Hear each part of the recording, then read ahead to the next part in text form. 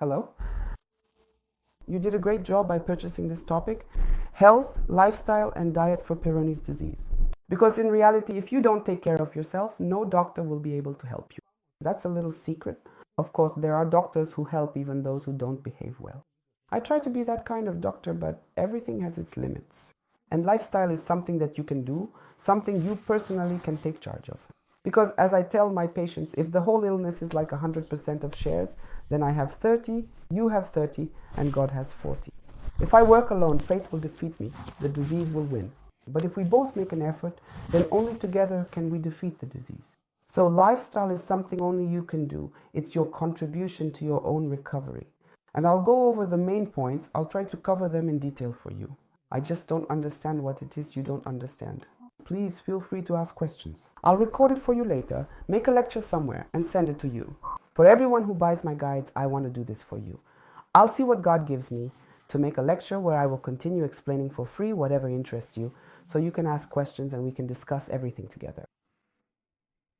So let's start with the fact that lifestyle in Peyronie's disease is important to the extent that Peyronie's disease is part of a man's overall condition. And if the disease itself, in fact, doesn't depend very much on lifestyle, because it's a kind of cascade formation. I actually have a video about this somewhere. Check it out on YouTube. I talk about it there. This cascade formation, this bone-like tissue in the penis, if you don't make major lifestyle changes, nothing fundamental will really change for you. But the accompanying conditions can change significantly. That's exactly what I'm going to focus on. Take a look at which conditions are associated with Peyronie's disease. Please don't be lazy. There's a separate video on this. This is an important point, how to get examined, how to get treated, how to behave with different conditions, because if they progress, they will only make this disease worse. That's why this is such an important point. But here I'll talk about lifestyle, which will also relate to these conditions as well. So one of the main points in treating Peyronie's disease is to avoid getting cold. Not jogging, not proper nutrition, not cold showers, not meditation, but specifically avoiding hypothermia. Because hypothermia leads to the worsening of associated conditions. Your Peyronie's disease will definitely get even worse. That's the first thing. Second, an important point is proper healthy behavior in life in the true sense of the word. What does that mean?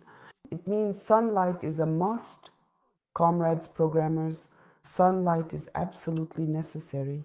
Next, fresh air, rich in negative ions, can never be replaced by any fitness gym. Fresh air in the forest in a good place with sufficient oxygen quality. Next, achieving proper well-balanced nutrition is essential. Proper nutrition. There must be proper nutrition. Why?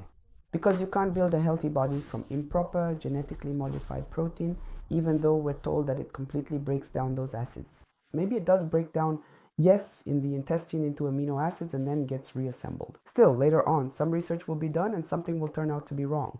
We've already been through this in medicine. We have synthetic vitamin C, which later caused a 300-fold increase in cancer growth. That's why you shouldn't just consume synthetic vitamins and you shouldn't use synthetic products. It's better to let other followers of the modern lifestyle do that. Take care of yourselves, please, my dear patients. Let more research be conducted. It's always funded by someone, trendy and synthesized.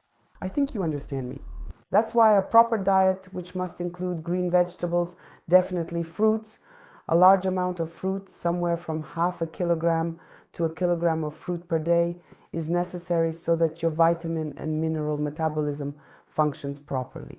Be sure to include animal fats of bovine origin, milk, sour cream, butter, in limited amounts depending on your cholesterol level, and most likely Peyronie's disease as a rule occurs in men over 40, though not always.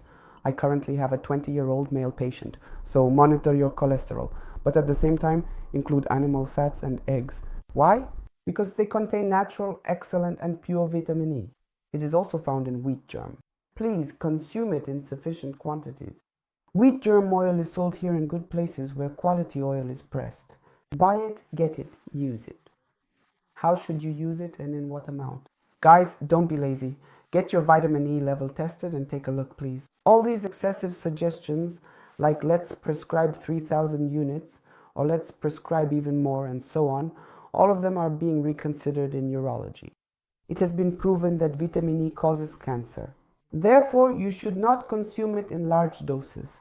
There are many studies, and right now scientists from Peru are conducting very serious research on vitamin E and its connection to oncological diseases. So be careful, get it only from reliable sources, particularly from plant-based foods. If you get it from both animal and plant sources, it can lead to cancer. Why? Because they are different. Is that clear? So be careful. Moving on. An important point is maintaining a proper balance between work and rest. And if you were healthy, I would definitely tell you, sleep little, work a lot, be very active in life so that your body is in a semi-stressed state. Why? Because that's how we are made. That's how humans developed through evolution. I know that what I'm saying now sounds paradoxical. Everyone says, get more sleep, spend time outdoors. That's not true at all. Little sleep, an irregular schedule, an active lifestyle, that's exactly what you'll see in elderly people who walk down the street, at 90 years old, carrying a bag, and you can't even catch up with them. There are these old folks on the street with their bags. Some of them actually move faster than, well, those are the ones who are always busy. They've always got things to do. They're constantly occupied. They don't really have time to eat a lot or, to sleep a lot. But those who eat a lot, eat properly, follow a strict routine, those are usually the ones who have chronic, incurable diseases that they're always treating, always going to appointments. That's a certain kind of lifestyle. I encourage you to choose the first option. That's my scientific opinion, my perspective, my view on development. This follows from anthropogenesis. Yes, we descended from Pithecanthropus, even if you believe it was from Adam and Eve. You understand, right? No one has ever seen the skeleton of Adam and Eve. But there are plenty of Neanderthal skeletons and so on, right? And Cro-Magnons and others as well. So that's the scientific perspective. The next question is the consumption of certain special foods. And here I want to draw your attention. This is probably the only situation where with Peyronie's disease, you should pay attention, specifically to the consumption of spicy and sour foods. These can increase inflammation in the plaque. So cut back on spicy and sour foods by half. If you still experience any unpleasant or painful sensations, especially pronounced ones, after consuming these foods, it's better to eliminate them altogether. Here, this is important. Moving on. One of the most important things is having an active outlook on life, an active lifestyle, and the ability to find joy and bring joy to others. This helps to cure or maintain good condition in any accompanying illnesses. I'll talk about this separately. Perhaps the lifestyle factor that has the greatest impact on Peyronie's disease is, what do you think it is? Sex, of course. And I'll talk about sex separately. Because in that area, yes, you really need to be a professional and approach these issues correctly. Because problems there can provoke, worsen, change, or even injure the penis or your partner. So I've recorded a separate lecture for you on this topic. Please watch it. Now about sports. Sports, guys, are for athletes. So let's talk about physical education right away, okay? Obviously, sports involve significant physical exertion. There are people who are naturally prepared for sports. Such people exist. Some people are willing to sacrifice their health for sports and so on. Sports are a whole separate story. Athletes know exactly what I'm talking about. So about physical education. Physical education ideally should take place outdoors. And engaging in physical exercises that involve lifting weights, particularly within the environment of a gymnasium, is prohibited, or more accurately, not recommended. About stress.